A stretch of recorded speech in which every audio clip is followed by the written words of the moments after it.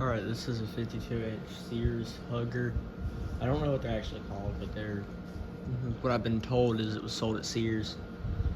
It's a Sears Hugger. I got this from Gabe at Fanimation. And it's actually, the motor is really small, but I'm impressed by the performance.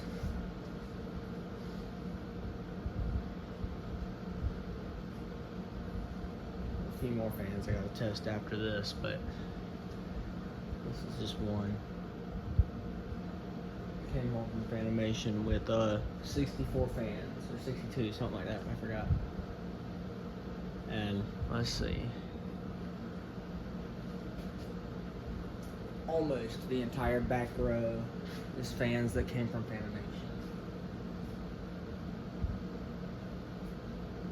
We need 3 more. Okay. Turn it medium.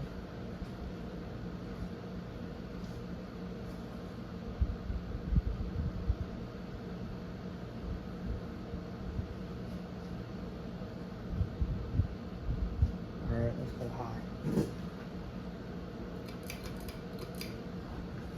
This thing actually hauls for being such a small fan, or such a small motor, it's such a big fan.